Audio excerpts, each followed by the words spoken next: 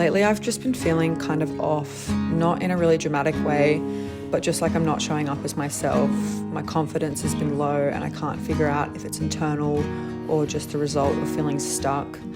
And I've been listening to The Mountain Is You on my walks and journaling more, trying to understand what patterns I fall into when I'm uncomfortable or afraid of failing. It's not exactly fun, but I guess that's the point.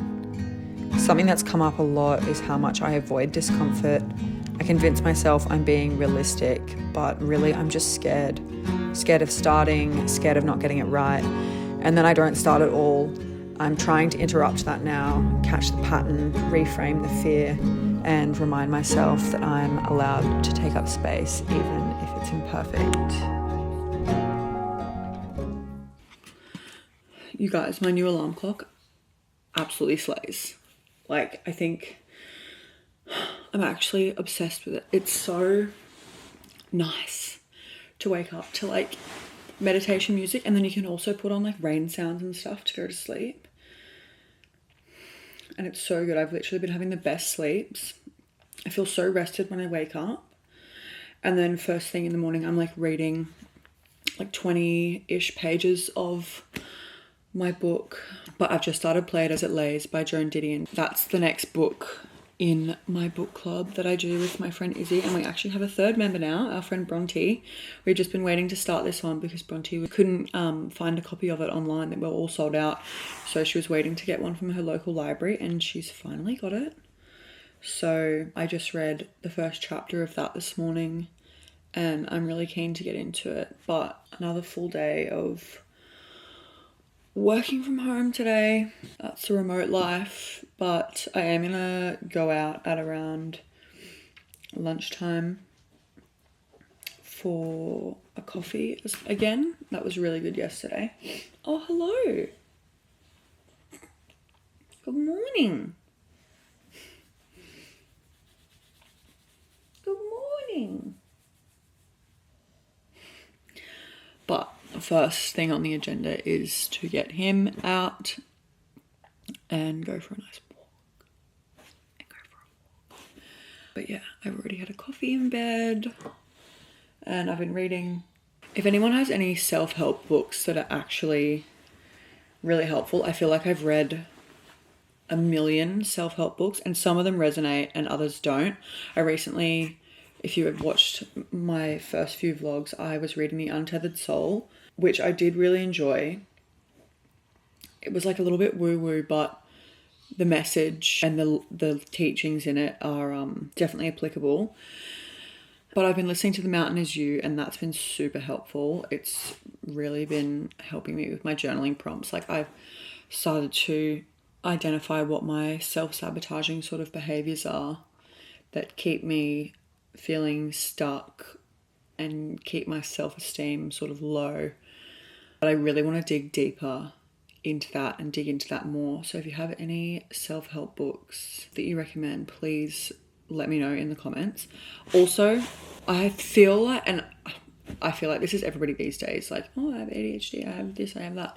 But I genuinely believe that I have undiagnosed ADHD. So I don't plan on getting any sort of medication for it. I don't really want to go down that route. I'd rather just figure out ways that I can sort of help myself with different techniques. So if you have any tips in that regard, anything more related to ADHD and mental health or ADHD and productivity, that would also be really helpful. But I just feel like my biggest sort of thing is that I have a lot of fear and a lot of internalized shame that the areas in my life where I show the most resistance are actually the ones that I crave to be successful in the most. Like, it took me 5 years to start this YouTube channel because I was just deathly afraid of what my friends were going to say, what my family was going to say, if people would like it, if, you know, all of these sort of fear-based beliefs were just screaming at me. But the more I didn't do it, the more progressively unhappy I became. And that was, you know, that's with a bunch of different things, but especially like creatively and in my career, I run into a lot of resistance because if I don't try, I can't fail, sort of thing. But by not trying, I am failing myself. So that's my biggest sort of barrier, and I really am determined to knock it down because I don't want to be unhappy anymore, and I want to be confident in myself. I want to have better self-esteem, and I want to see myself achieve the things that I know I can achieve, and I'm just stopping myself. So yeah, my mental health hasn't been in the best place recently, but I'm determined to turn it around. But yes, anyway, time to get outside and go for a walk, and then I might have time for some journaling and stuff when I get back.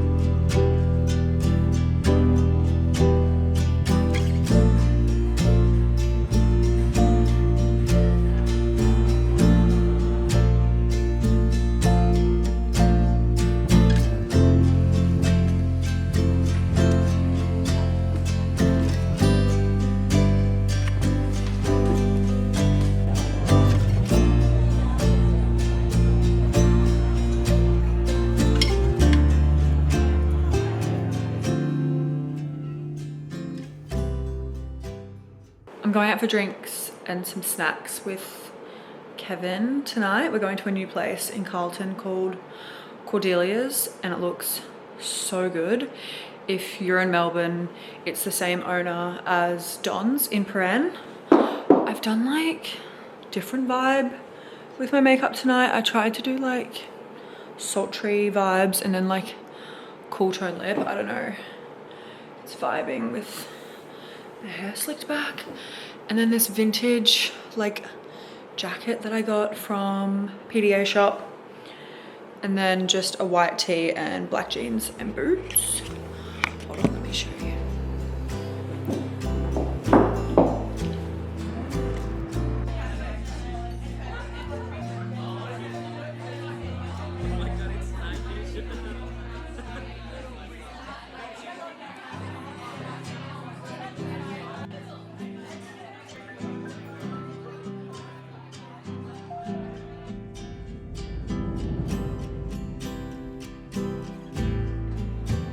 Having dinner with Kevin was really fun. I swear I always leave our catch-ups feeling lighter.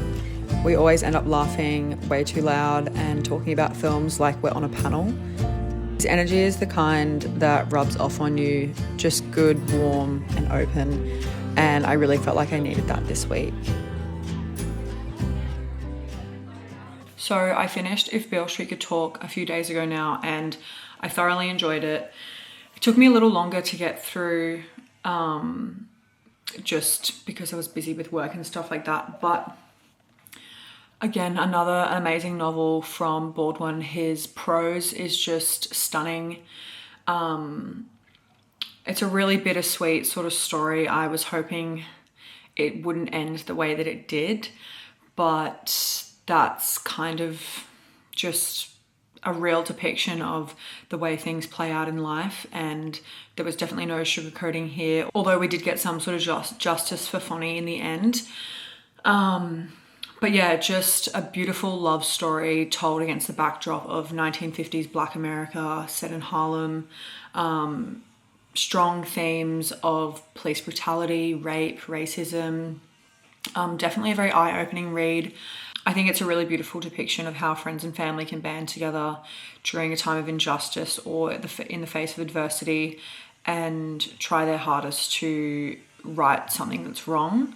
The characters are quite layered, and the family dynamics are quite complex, but feel like a true representation of the human experience. And yeah, I just thoroughly enjoyed it. I thought it was very emotive and a little bleak, but also extremely hopeful, and full of love as well. So yeah, I would definitely recommend this. And I want to read another James Baldwin. If you have any recommendations for which James Baldwin I should read next, let me know. I think I'm going to do Go and Tell It on the Mountain, or there's another one that I'm forgetting the name of. But yes, I loved this a lot. Also, I'm curious if you guys want to see any other style of videos from me outside of just vlogs. I do have a few ideas, but I haven't really fleshed them out completely yet. I would be open to suggestions and your ideas, but yeah, I think I'm enjoying vlogging for now. I just think I don't want you guys to get bored. My life is pretty mundane. I work from home 9 to 5, 5 days a week. I do a few freelance projects here and there. You know, I go out on the weekends, I do, you know, different sorts of things, but I'm just like a normal person. So if you enjoy just seeing the sort of normal mundane life, I can definitely keep doing that. And hopefully I've got some more exciting things coming up when winter is over. I feel like it's so hard during winter to romanticize your life or be excited about, you know, little things, because it's just so cold. It's such a mood killer, but I can definitely feel myself defrosting. I feel like August is kind of the last month where it's like really cold, and then it definitely starts to warm up. But I am excited. In September, I'm going to Sydney for a few days. The main reason I'm going is to finalize my Croatian passport. My mum's dad is Croatian, so we've been through the whole process for the last 2 years to get our Croatian citizenship and our passports.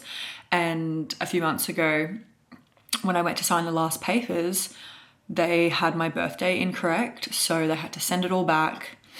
And the rest of my family have already got their passports, and mine's the last one. So I have to fly to Sydney to go to the consulate and sign my final paper. And then in another few months, they should be able to give me my physical passport. But I'm going to go stay with 2 of my friends, Emma and Millie. We're going to spend a night in the city, and then I'm going to go back to theirs, which is like on the coast, and stay there for 2 more days. But I'm so excited to see my girls.